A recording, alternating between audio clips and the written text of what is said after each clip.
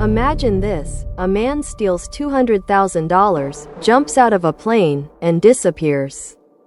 No body, no trace, and to this day, no one knows who D.B. Cooper really was. Imagine this. It was November 24, 1971, the night before Thanksgiving in the United States. The weather in Portland was chilly, a damp northwesterly breeze carrying the scent of rain. At the small Portland International Airport, a man in a neat suit approached the Northwest Orient Airlines check-in counter with a calm stride. He wore sunglasses, a thin black tie, and a dark suit. The people around him didn't suspect a thing. To everyone, he was just another passenger heading home for the holidays. But little did they know that that night, this man would become a living legend, or perhaps a dead legend. His ticket bore the name Dan Cooper, but the world would later know him as D.B. Cooper, the most mysterious hijacker in American history, who vanished without a trace after jumping thousands of feet with a $200,000 ransom, and to this day, has never been found again. The Boeing 727 took off from Portland bound for Seattle. It was only a short flight, about 30 minutes. But just a few minutes into the flight, a flight attendant named Florence Schaffner noticed a man named Cooper calling out to her softly. Cooper was sitting in the back row, relaxing and smoking a cigarette. Yes, smoking was still allowed on airplanes back then. He handed Florence a small piece of paper. At first, the flight attendant thought it was just a phone number, so she put it in her pocket without reading it.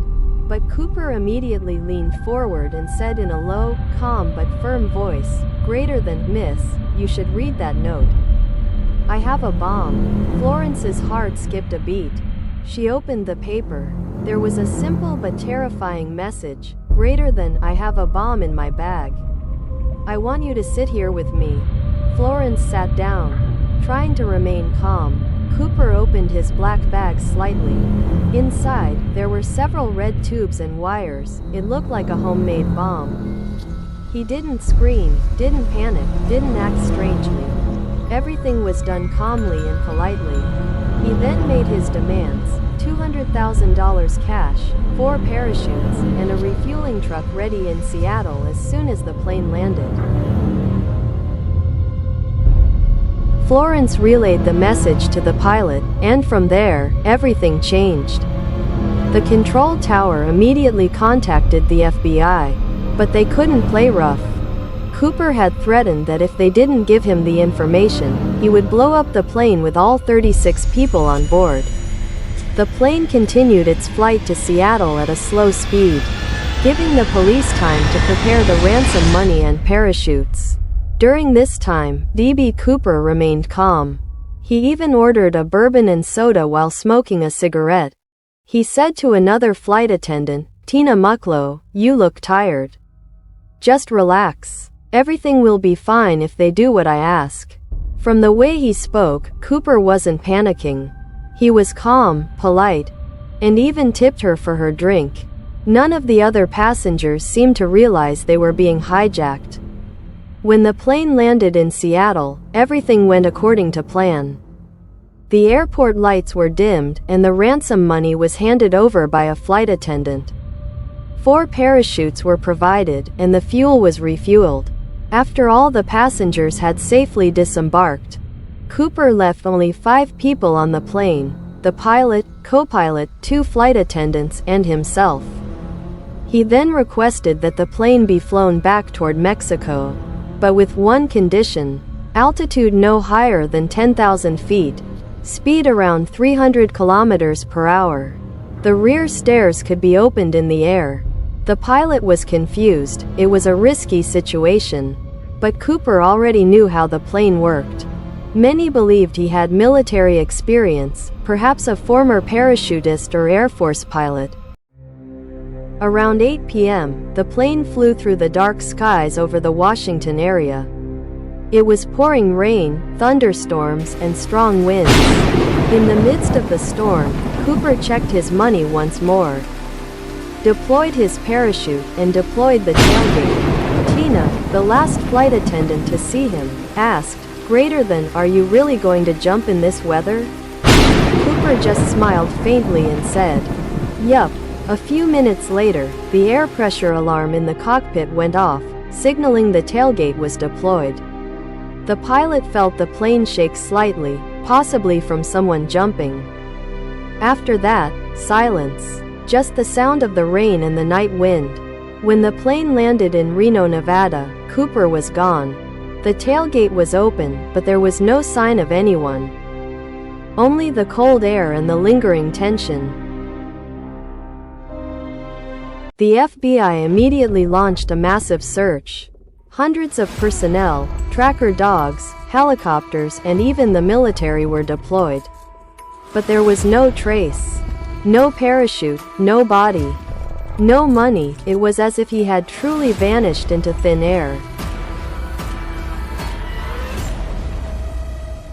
Months passed. Then, a year later, a small amount of money was found on the banks of the Columbia River, wrapped in a worn-out rubber band.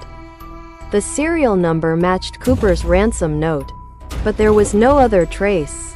Had he fallen to his death in the woods? Or had he escaped and was living freely under a new identity? For over 50 years, this mystery has never been truly solved. There are many theories. Some believe it was a former military man named Richard Floyd McCoy, who had previously committed a similar hijacking and was later shot dead in a shootout. But the FBI says the evidence isn't strong enough.